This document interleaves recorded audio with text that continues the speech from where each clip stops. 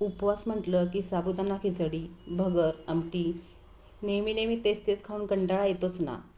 अशा वेळी जर आपल्याला उपवासासाठीच चटपटीत झणझणीत रेसिपी मिळाली तर चला तर मग आज आपण उपवासातली दह्यातली मिरची कशी करायची ते बघूया. ही दह्यातली चटपटीत झणझणीत मिरची एवढी छान लागते ना की करण्याचाही कंटाळा येत नाही आणि खाण्याचाही कंटाळा येत नाही. तर ही दह्यातली मिरची बनवण्यासाठी मी इथे काही जाड हिरव्या मिरच्या घेतलेल्या आहेत. त्या स्वच्छ धुवून त्याला फोडी करून घेतलेल्या आहे आणि त्यातच काही बारीक हिरव्या मिरच्याही घातलेल्या आहेत की ज्यामुळे थोडासा त्याला तिखटपणा पण येईल. तर प्रथम आपण कढई गॅसवर ठेवून घेऊया. आपल्या आवडीप्रमाणे तेल किंवा तुपाचा वापर आपण इथे करू शकतो. एक चमचाभर तेल मी इथे घेतलेलं आहे. त्यामध्ये सर्वात प्रथम आपण जिऱ्याची फोडणी करून घ्यायची आहे. जिरे छान तडतडले की त्यामध्ये आपण या सर्व मिरच्या टाकून घ्यायच्या आहेत. मिरच्या जिऱ्यावर व्यवस्थित छान परतून घ्यायच्या आहेत. मिरच्या परतल्या गेल्या की त्यानंतर त्याच्यामध्ये आपण शिजण्यासाठी थोडं पाणी घालून घ्यायचं आहे. अगदी अर्धा ग्लासलाही कमी पाणी वापरलेलं आहे मी इथे. पुन्हा एकदा व्यवस्थित मिक्स करून हे मिरच्या आपण शिजवून घ्यायची आहे. शिजण्यासाठी त्यात आपण चवीप्रमाणे मीठ घालून घ्यायचं आहे. पुन्हा एकदा व्यवस्थित परतवून घेऊ आणि आता याला आपण छान वाफ काढायची आहे 4 ते 5 मिनटं. 4 ते 5 मिनटानंतर मिरच्या एकदम छान शिजतात. हे बघा, आपल्या मिरच्या इथे शिजलेल्या आहेत.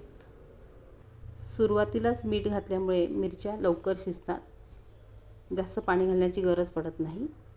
आता यानंतर आपण याच्यामध्ये शेंगदाण्याचं कूट घालून घेणार आहोत. तर इथे मी साधारण मध्यम आकाराचे 2 चमचे शेंगदाण्याचं कूट घालून घेतलेलं आहे. पुन्हा एकदा मिरच्या व्यवस्थित कोट होतील याप्रमाणे आपण हे व्यवस्थित मिक्स करून घ्यायचं आहे. शेंगदाण्याचं कूट घातल्यामुळे याला एक प्रकारचा छान खमंग सुवास येतो. बघा, याप्रमाणे इथे खूप छान घट्टसर असा रस्सा तयार झालेला आहे. आता यानंतर आपण याच्यावर भरपूर कोथिंबीर घालून घ्यायची आहे आणि हे व्यवस्थित परतल्यानंतर सगळ्यात शेवटी आपण याच्यामध्ये 3-4 चमचे असं घट्टसर दही घालून घ्यायचं आहे. उपवासाचा पदार्थ असल्यामुळे अर्थातच जास्त मसाल्यांची गरजही पडत नाही. या दह्यामुळे त्याला इतकी छान टेस्ट येते ना, नक्की करून बघा. आता हे दही घातल्यानंतर मिरच्या व्यवस्थित दह्यामध्ये मिक्स करून घ्यायच्या आहे. या मिरच्या आपल्याला दह्यामध्ये थोडा वेळ शिजवून घ्यायच्या आहेत. शिजल्यामुळे खरं तर त्याची टेस्ट वाढणार आहे. बघा, आता ह्यातलं दही बऱ्यापैकी सर्व आटलं गेलेलं आहे. आता अगदी शेवटी आपण ह्याच्यावर थोडंसं 1 चमचाभर पुन्हा दही घालून घ्यायचं आहे आणि छान मिक्स करून घ्या.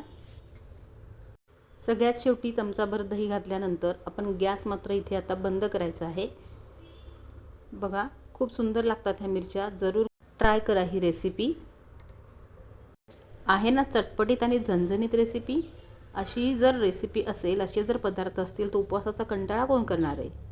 ही दह्यातली मिरची उपवासाचा डोसा, भगर, आमटी याबरोबर अतिशय सुंदर लागते. तर मंडळी, रेसिपी आवडली असेल तर रेसिपीला लाईक करा, शेअर करा आणि चॅनलला सबस्क्राईब करायला विसरू नका. पुन्हा भेटूया नवीन रेसिपीसह. धन्यवाद.